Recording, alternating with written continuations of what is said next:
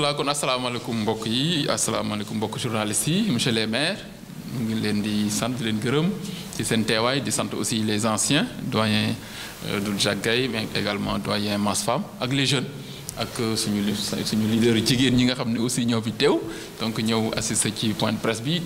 muy point de presse rek clarification mais également apporter vraiment ay leeral war a leeral ni Mame Mbaye Niang masuloom nekk membre fondateur réew mi dafa ñaa masul bokk ci membre fondateur réew mi Mame Mbaye Niang fidèle la bokkoon parti bi ma créé woon en 2005 pour jàppale Idriss Seck te moom ki ko ci dugaloon mooy suñu xarit Abdou Soleil Kidjara moo ko recruté woon Mame Mbaye Niang mosu ci occupé benn poste de responsabilité ba naan ay membre fondateur la d'ailleurs avant ñuy créer réew mi jënd nañ ko ba mu dem ndax bi Idriss sa nekkee ci xeex bi moom ak président Abdoulaye Wade ci xeex bu métti ba ci lañ ñu infiltré woon xool suñu biir ñi gën a faible ñu jënd leen parce que dañu soxloon ay information ñu xalaat ni Mame Mbaye Niang mënoon na leen jox information ci à l'époque ni ñu doon xeexee ndax seede yi ñu doon génneeg ak yooyu mu ni xam na ci dara fekk xamu ci woon dara noonu la ko Macky Sall approché woon jënd ko mu bàyyi daal di dem rejoindre waa PDS te Macky Sall moo doon premier ministre à l'époque. maintenant su may mbubboo naan ñun ñoo bokkoon parti bokk parcours bi ñu nekkee université sax dañu woon fréquentante ndax jikkoom ju ñaaw ju bon asamaak bi ñu nekkee ba mag beneen bi mooy s'il raconte des histoires ni Idriss Seck ñëpp bàyyi nañ ko tey Jatara rek moo ko desee te Jatara IGE daf arrêté na ko loolu lay wax Mame Mbaye Niang lépp la ignoré xamul sax lan mooy rapport IGE man ville de Thiès dafa bokk ci juróom-ñaari maire yi nga xam ne dañ leen audité woon te premier ministre doon ko coordonné defe naa ne rapport yi nga xam ne génn nañ leen ak maire yi nga xam ne am na lu ñu leen di reproché ñëpp lire nañ leen ci presse bi ñëpp gis nañ leen ku nekk lañ lay reproché wax nañ la ko amul benn rapport bu génn bu ne dafa épinglé Jatara ndax lii laa jot pré rapport bi lii laa jot pré rapport bi li mun ne wax ci ay marché public la ci marché public lañ ni dafa am ay marché yoo xam ne gisuñu procès verbal yi war a gisuñu bon de livraison yi loolu la ñu wax te man bi may jógee mairie Thiès lépp la rangé bàyyi ko fa mais xam naa ni complicité ak Talla Sylla ak bëgg a gàkkal moo tax ñu ni gisuñu ko ndax sax Talla Sylla am na ku mu wax ni temps yi bi ma génnee RFM matin mu ni waaw Jatara de su xamoon sax li ko IGE di préparé kon cela veut dire que ñoom ñu ngi jéem a instrumentaliser IGE pour jéem a gàkkal nit ñi ndax xam dafa am lu may fàttali xam nga bi ma Ablaye di audité en 2010 waa ji bi rapport bi génnee daf ko déposé ci Ablaye Wade ak Aliou Sow mais nee na Ablaye daf leen a woo ni leen yéen li ngeen wax yépp ci mairie Thiès ngeen bindal ma rapport bi sànni leen ko daal di woo waa IGE jox leen ko ne leen gën leen ma ko xoolal waa ji moo defar rapport final bi jox ma ko ni ma téyeel ndax gars yi li ñu bëgg ñu ngi instrumentaliser IGE pour ñu modifier rapport yow téyel sa rapport final nga xam ne suñu ñëwee dinañ fekk yow sa rapport pare ci moo tax mënuma dàq ni instrumentalisation mën na am loolu man mën naa ko affirmer fépp fu ñu ma woo pour wax wane ni comment ils sont capables d'instrumentaliser la justice wala ay instituts de contrôle yi ça man je l'ai vécu du temps de Ablaye Wade kon man lii laa jot ci IGE biñ ma ko joxee j'ai répondu point par point lépp lu ñu ne gisuñu PV bi wala DRP bi war nañ ko relancer lépp laa leen fournir te tout ça existe à la mairie de Thiès donc moi j'ai répondu depuis le 29 juin 2016 ça fait 1 an 8 mois laa leen tontu attaque genn wàll gu teg ba léegi ndax li ñu doon laaj xanaa nit nag soo ko nee gisuma PV bi mu jox la ko wala DRP yi relancé woo ko mu jox la lépp xanaa di nga ko bàyyi ak jàmm boobu ba léegi déggaatuma ci leneen su amee ñoom beneen rapport bu ñu am mais nañ ma ko wax bokk peut-être Mame Mbaye Niang daa xam lu ma xamul peut-être moom ab procureur de la République léegi dafa mel ni léegi mooy procureur bi de waaw man de loolu moo ma jaaxal kon ñun loolu daf ñu jaaxal fan lañ ko war a teg rek pour wax loolu te ñun gis nañu ni dégg naa sax benn avocat ni maire yi nga xam ni APR lañ bokk ñu épingle leen ñu ngay dem di négocier di def ay transaction xaw ma di transiger di def ay réconciliation maître Ousmane Seye dégg ngeen mu wax ko ñun kan moo ñu cité ci benn rapport kan moo ñu cité ci benn presse daan ni leen lii la ñu reproché Idriss Seck wala la mairie de Thiès amul maire yi nga xam ni yépp dañ leen audité woon ñëpp xam nañu fi ñu mujjee gaay kon ñun dañuy exiger ñu publier rapport IGE bi nga xam ne moom lañu def ci mairie Thiès tax ñun ay opposants lañu te on l'assume on s'oppose au régime de Macky Sall amuñu lu ñuy nëbb buñ ñu nëbbal dara nañ ñu génne lépp on est prêt à tout assumer kon ñun loolu la ñuy wax premier ministre ci Mame Mbaye Niang beneen bi lii yëpp li ko waral mooy Mame Mbaye Niang ak kilifaam xam nañ ni ñoom perdre nañ pouvoir ba pare xam nga soo déggee Macky Sall naan way dafa bëgg 60% jàll premier tour defe naa Macky Sall day gént xaw ma fan la ko mën a amee mais du ci Sénégal gi en tout cas ñun rapport yi ñu jot yi ñu am yépp études yi ñu am ci l'état de l'électorat présentement Macky Sall ci téeméer boo jël fanweer ak juróom-ñaar la ci am au moment où on parle kon Macky Sall xam na ni perdre na pouvoir ba pare ñoom it xam nañ ne perdre nañ pouvoir ba pare moo tax ñu ils veulent se donner bonne conscience à moins que muy jéem a fabriquer ay résultats moo tax combat opposition bi pour que ministre de l'intérieur du organiser élection yi ñu am un organe plus ou moins indépendant kooku defe naa combat bu gën a mag boobu amut kon opposition bi ci loolu la ñu war a gën a concentré ndax ñoom ils ont peur ils savent qu'ils ont déjà perdu le pouvoir moo tax lu nekk la leen jaral mais lu mu leen jaral dinañu ko jaral on fera face d'ailleurs ñun il faut ñu sànni costume yi fële tokkaat suñu jiin yi comme ni ñu doon def 98 99 jàkkaarloog ñoom ndax ñi xajoo motuñuy sax xëy en principe suñu takkee suñu ndigg comme ni ñu ko doon defee à l'époque 98 bi ñuy daaneel Abdou Diouf Macky Sall moom ci suuf la jëm incha allah en 2019 te loolu mën nañ ko xam nañ fi ñuy jaar xam nañ nan lañ koy organiser en tout cas ñun daal dootuñu bàyyi au niveau de réew mi ay nit ñu tekkiwul dara comme Mame Mbaye Niang di attaque suñu leader wala di am lu ñuy jéem a gàkkal dans ce pays là donc xaw ma mouvement E35 ak acolytam yooyu mu àndal dinañ leen wan ni on a une jeunesse beaucoup plus responsable jeunesse beaucoup plus engagée beaucoup plus mûre beaucoup plus dynamique te suñu jàkkaarloo ñoom xam nañ ni lii tooy si ñoom lay jóge. bu dee kenn desatul ak président Idrissa Seck lu dul président Diattara tey ñu gis Mbegere le brillant syndicaliste et professeur ndax loolu da ngeen wane ne. non c'est que nit ñi dañu xamul. dafa ñëw pour non non c'est que nit ñi dañu xamul xam nga ñun ñu ne ci wetu Idrissa Seck ñun ñoo visible rek ñun ñooy comme on dit la partie visible de l'iceberg mais ñi ne ci derrière le président Idrissa Seck nit ñi sax dañ mënuñu ko imaginer te bis bu nekk ñuy wane ñi nga xam ni ñooy adhéré bis bu ne ñuy wane li ñuy jot ci adhésion ñi ñuy jot ci engagement mais aussi le travail politique qui est en train de faire sur le terrain kenn xamul nu mu toll kooku les résultats dama ni la Macky Sall est conscient que vague bi jóg présentement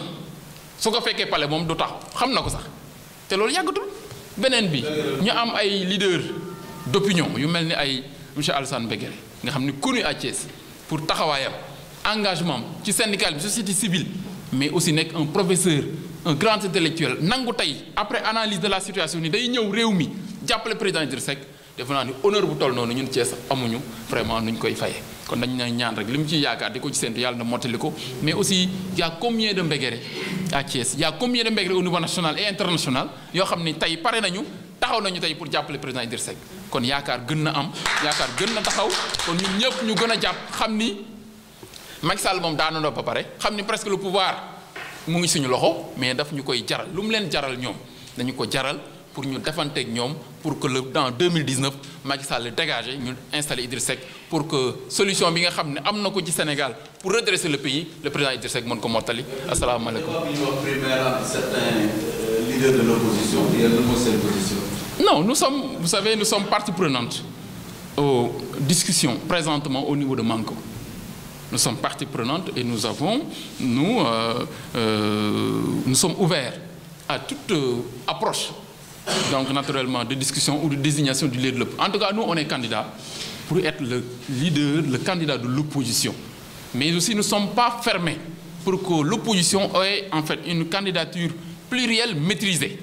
De ce point de vue-là également, les discussions sont en cours et naturellement, nous ne sommes pas fermés même à ce débat de primaire entre leaders. Pourquoi pas? Tout à l'heure, nous avons une intimidation et une intimidation de justice. Est-ce que vous avez vu les gars qui sont là ou les gars qui Non, les gars qui sont là depuis longtemps. Les gars qui sont là. D'ailleurs, il y a un responsable APR. Nous avons une réunion ci yow lu neex schéma bu ne xalaat nañ ko. D'ailleurs benn bis benn goro Idrissa ma woo ne ma man dama dëkk benn waaye APR nee na ñoom pare nañ sax pour yóbbu la Mbuur liggéey la foofu pour soo leen joxee loxo rek nga mën a adhérer bokk ci ñoom wax ko Idrissa mu ne ma xanaa xamuñu ni yaa leen ëpp jinne donc pour dire que dañu tellement ridicule li ñuy xalaat ndax ñoom pour ñoom tous les moyens sont bons pour teg mais attends li ci nekk mooy man sama relation ak Idrissa Seck du mbiru politique dafa ko dépassé du mbiru poste du mbiru xaalis du mbiru position Ablaye Wade moo gën a généreux Macky Sall du ne proposé na ma ko Macky Sall proposé na poste directeur poste PCA ministre pour ubbi gouvernement bi ma dugg ils m'ont proposé même poste ambassadeur poste consul tout ça on m'a proposé des choses mais dama ne leen da ngeen a xamul ni man du xaalis du poste du mais aussi même intimidation man dañu ma mënul intimider ci justice ci dara ndax kenn amul loo ma mën a reprocher ci Sénégal ci sama gestion amut c'est que man dama nekk quelqu'un de carré mooy man ay règles ndax droit laa def ay règles lu mu wax jomb naa mën di ko enfreindre sama yaram du ko nangu je ne peux pas c'est que je suis formaté comme ça d'ailleurs moo tax ma am problème ak sax mes collaborateurs souvent ndax man je suis quelqu'un de carré quoi c'est-à-dire que lu loi wax réglementation pour wàcc ko sama yaram du ko nangu je ne peux même pas kon ñoom ñoo la gën a xam ni man su ma amul lu ma defoon te vous pensez que depuis lors gars yi dañu am fu ñu jaar ak man depuis combien de temps 10 ans de Ablaye Wade d'abord ngeen di jàpp de tout temps on a été des opposants mas ñu may dara du Macky Sall moo ñu may dara di xaaruñu ko sax ci moom d'ailleurs moo tax ma ni xam nga beneen bi mooy Macky Sall la gën a xam ni ci mbir gestion moom ci boppam ñoo gën gestion ci mbir gestion amuñu luñ ñu mën a reprocher. Il nous a décoré ndax dañ ñu audité ñu audité Thiès audité Fatick audité yépp ñu jël 10 maires les meilleurs ñu décoré leen te bi ñuy def process boobu Abdoulaye Wade moo doon président mais ba résultat yi di génn Macky Sall la nekk président bi ñuy joxe kii yi décoration yi Macky Sall moo ma jox Samba bu ma jox mais moom il a reconnu qu'il n'a pas été un bon maire Macky Sall reconnaître na ko nee na moom il n'a pas été un bon maire kon kay su fekkente ni dañuy auditer mairie Thiès auditer mairie Fatick auditer mairie Dakar auditer Saint-Louis nañ génn résultat wu Fatick ngeen xool nañ génn résultat wu Thiès nañ génn yeneen résultats yi nga xool dama ne la kenn amul point bu gën a ndaw bu mu ñu mën a jame ci ma matière de gestion. Non, il ne nous divertit pas. Nous, on va clarifier simplement par rapport à l'opinion, par rapport à ñi nga xam ne am nañ cofeel ci ñun mais également ñi nga xam ni aussi par respect à l'opinion il faut le faire parce que quand tu entends un ministre raconter des histoires à ce niveau à moins que comme ni wax à moins que ñu am ñoom seeni plan ki seeni affaires yi ñu teg xam nga rek comme ñoom loolu la ñu mën malheureusement mais malgré tout cela on est prêt à faire face à tout cela ñun kenn mënuñu xoqatal kenn mënuñu ko sax d'ailleurs ñun on n'a pas peur de la prison on n'a pas peur donc de calomnie on n'a pas peur d'être qu'on nous prive de tout il y a pas de souci. Non it président Idrissa Seck masul kii ak Touba masul am ñagas ak Touba jamais masta am ku wax loolu aussi yaa ngi wax lu la neex au contraire président Idrissa Seck a été toujours un bon talibé un bon musulman qui respecte toutes les confréries mais aussi qui a eu des relations particulières avec les chefs religieux de ce pays. D'ailleurs, l'estime qu'ils ont en lui est liée à sa maîtrise du Coran, à sa droiture, à son patriotisme. Et tout le monde l'a reconnu. De ce point de vue-là, avoir un leader comme ça, un digne fils de ce pays, qui a cette attitude-là, ne peut qu'être qu'un fils et un talibé. Et il l'a toujours été. Et il a eu d'excellentes relations avec tous les chefs religieux. Surtout avec, naturellement, Seigne Saliou Mbacké, mais également Aladji Bara, également Seigne Cheikh Matiley. Donc qui nous a quitté récemment et en qui nous prions le bon Dieu. li tax ma ñëw dugg réew mi mooy lenn rek bon ku ma suivre dina xam ni sama combat contre le régime de Macky Sall yàgg na. C'est depuis le début et que moi également am na ay contacts yu ñu def ak man pour me récupérer mais j'ai refusé analyse bi nga xam ni moom laa def. mooy que ni yàgg naa suivre le parti Rewmi yàgg naa suivre également le leader et j'ai vu que sur le plan de l'éthique j'ai vu également sur le plan de l'organisation de tout le travail qu'il a eu à faire quand il était dans le pouvoir bi nga xam ni dafa nekkoon ci nguur gi li mu liggéey Thiès ak li mu liggéey ci yeneen dëkk bi ñëpp gis nañ ko surtout nag li nga xam ni moo ma ci gënoon a impressionné mooy grappe de convergence bi nga defoon muy xeetu xam-xam boo xam ne nii lu bees la woon te nit ñi xamuñu ko bi nga xam ne Wade ak moom ñoom en fait bon quand par exemple ils ont eu des problèmes nit ñi jéem nañ ko kii boobu bon par exemple xeeti xam-xam boobu jéem nañ ko defaat ci yeneen gox waaye doxul ndaxte moom ci boppam moo ko concevoir woon boo bëggee benn xeetu xam-xam nga bëgg koo jële ci ki ko concevoir daal di koy appliquer te xamoo lu tax moom mu defoon ko doo mën a dem donc li ma gis daal mooy xam naa ni réew mi mën na koo doxal te donc dinañ def lépp pour que moom mu jot ci réew mi te yaakaar naa ni bu ci jotee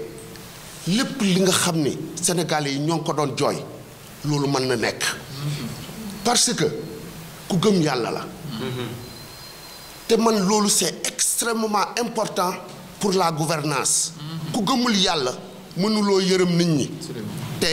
li ma gis mooy ñii fi nekk lu bari dafa des ci ñoom ci xeet boobu donc véritablement loolu lépp moo tax ma daal dina donc tey damay ñëw jàppale Idrissa Seck pour qu'il soit le prochain président de la République. Je ne pense pas que juum naa parce que d'abord quand je l'ai annoncé les gens étaient très heureux de m'accueillir loolu d'abord c'est un premier élément mënoon naa ko annoncé les gens daal di réticents mais les gens sont véritablement très accueillants et je pense que loolu benn élément la boo xam ne nii dina mën a tax man li nga xam ni foofu laa ko fas yéene jàppale comme un militant discipliné c'est quoi mooy d'abord nga respecter li nga xam ni moom la parti bi décidé ba pare décision yi ak tâches yi ñu la jox nga daal di koy doxal te également parti lan moo ci am solo mooy nga wut ay militants dinaa fexe bu suba dès aujourd'hui que ku ma gis jéem la indi réew mi te je suis persuadé que buñ ci jàppee ñun ñëpp loolu dinañ ko mën a réussir et buñ ko réussir nag en 2019 le président Idrissa Seck sera installé.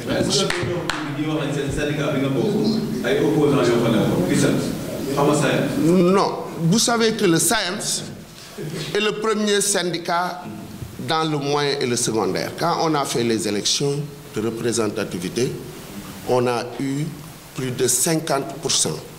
Et le second syndicat a eu 20%. Donc nous sommes largement majoritaires, nous sommes devant. Et ce travail-là que nous avons fait, vous en savez quelque chose, dans la région de Thiès et même au Sénégal, c'est grâce à nous. Mbaye Falloy, que je remercie au passage, le camarade Sourou Sène, Mamadou Lamine Dianté et autres, on a eu à travailler et à installer le syndicat le plus fort du Sénégal. Comme je l'ai fait avec le SAEMS, nous allons le faire avec Réunion.